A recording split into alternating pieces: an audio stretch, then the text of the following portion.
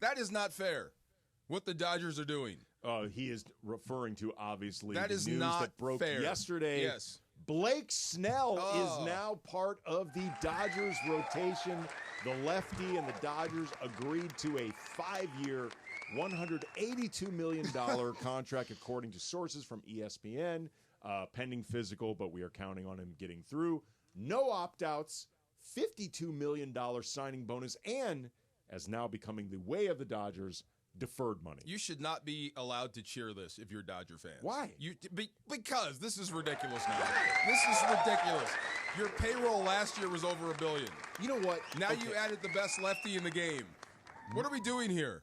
There are plenty of other teams that could do this if they wanted to. Name one. They're all that run can by do what the Dodgers are They doing. are all run by billionaires. Name one that could do this. Because if they could, they would. No. Actually, they wouldn't all. That's the thing. Not all of these billionaires are willing to spend. These guys are all some of the richest 1%ers on the planet. You buy, for the most part, sports teams to be your plaything and an ego thing. Like, it's very rare to have a team and you have to have a team that makes money. Sure. That puts you in a very small group. And the Yankees could. Right. The Mets could. The Mets could.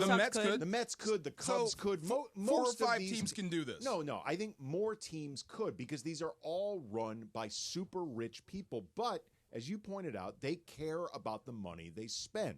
They care about it. But that's not the same thing as not being able to do it. It's very rare. This is what you turn the rest of the league into, a bunch of window shoppers. Whatever. If the Dodgers want anybody, they're going to get them. No, but So let's start with the great news of the night last night, which was towards the end of the Lakers game. I got an alert from Brian Cohen, who was there. Blake Snell, a Dodger. Now I knew they had met, and I knew offers had exchanged, but I did not realize they were that close to a deal. 5 years, 182. I did not realize that it was even close. Yeah. So when it came out, it was like, what? Blake Snell? Yeah. That doesn't make any sense. But actually, it's fantastic for this team. It is. They needed a lefty, and they said, let's just go get a lefty. Yep. And they got the best one that's out there on the market right now. It's amazing what they're doing. Yeah, I mean, Ireland, they are so loaded. Obviously, they're going to go to a six-man rotation, which they did a lot of last year. Let me ask you guys some questions as soon as I saw the Snell thing. Does this mean they're out on Flaherty? I would say likely. Does it mean out. okay? Does it mean they are out on Bueller?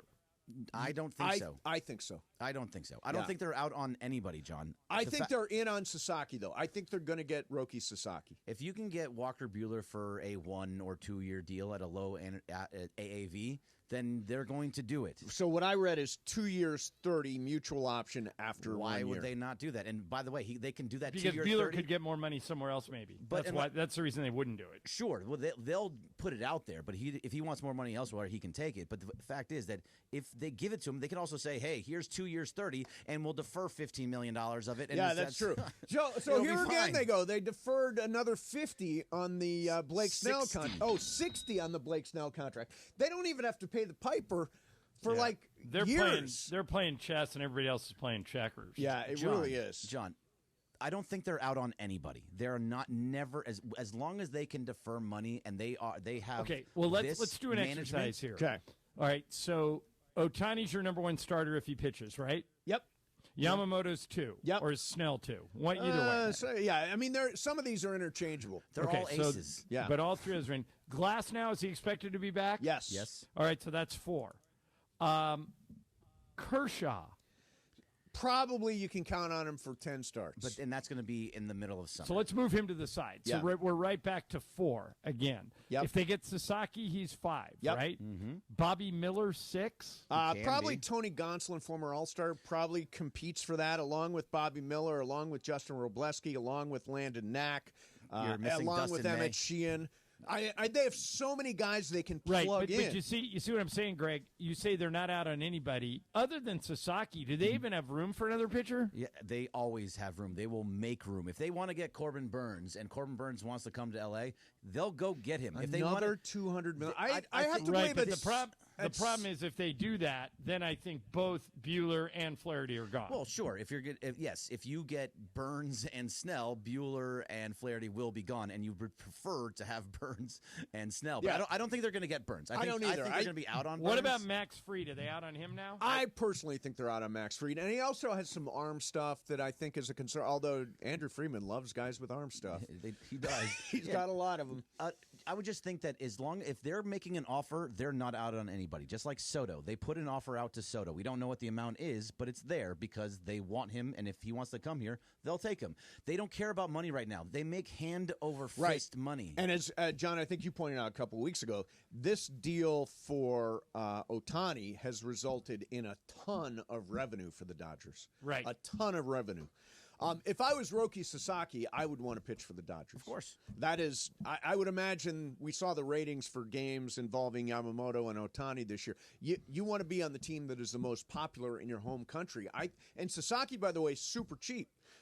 You got a posting fee, and he's got a minor league deal for just a few $1 million a year until he kicks into arbitration. So he's an unbelievable bargain. I think they're going to get him. So do I, because Roki Sasaki also is like Yamamoto. He needs to pitch on 6 days, yeah. on 5 days rest. And there are other teams that are doing it. Eventually, I think all MLB teams will start going to a 6-man rotation because of how all the arm issues that are going on. But the Dodgers do it right now, so it makes more sense for him to come to the Dodgers, where it's already in place with all their starters. Here it is. No question about it. That's the deal, and that's what we have to get. We have to wrap our heads around. So let's start with this. Where were you when you found out the Dodgers got Blake Snell yesterday? Because I feel like the entire baseball world was set, on its head yesterday. Yeah, I was just home.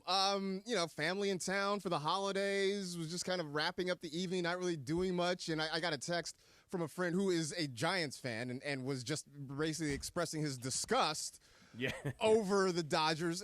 All he sent me was the picture of Blake Snell in the Dodger uniform, just with some expletives that I won't say on the radio, and that's how I found out last night that the whole thing happened. That was it. Yeah, so I saw it. I have Jeff Passan on alerts, and I happened to be on my phone, and it popped up, and then I sent it into our group text. And I was just like, whoa. I couldn't believe it. Like, I was – because the Dodgers have not really spent on frontline pitching. Like, that has not been a thing that Andrew Friedman has done. But it just goes to show you how special they think this particular guy is.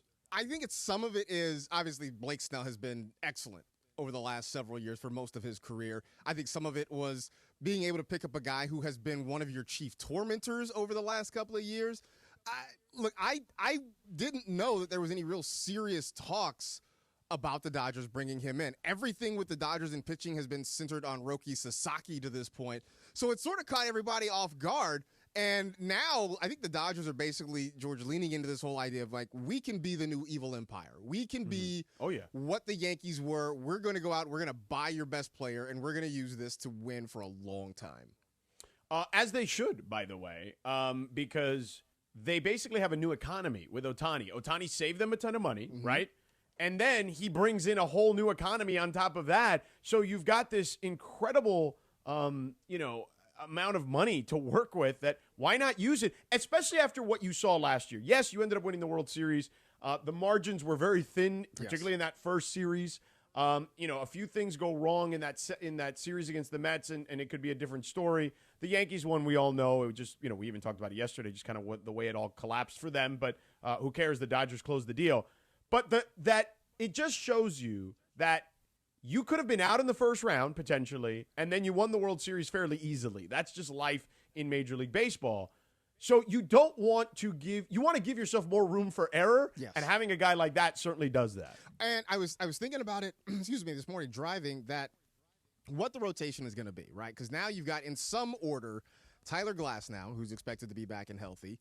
You bring in Blake Snell. You're going to have Shohei pitching. You're going to have Yamamoto. There's still a chance that Sasaki shows up. Who knows, when or if Gavin Stone is going to be back next year, who was having a great rookie season until he got injured. And on the surface, it feels like there's too many starters. But one, there's no such thing as too much starting pitching. Two, if this year was any indication, about 60% of these guys will be on the injured list at some point. And three, point number one, there's no such thing as too much starting pitching. No such thing. I mean, we put out a graphic, by the way, on ESPN Los Angeles, Twitter, and Instagram that had basically 10 guys, right? And that doesn't even include like River Ryan and Gavin Stone on that particular guy. We just didn't have enough tiles to put up there anymore.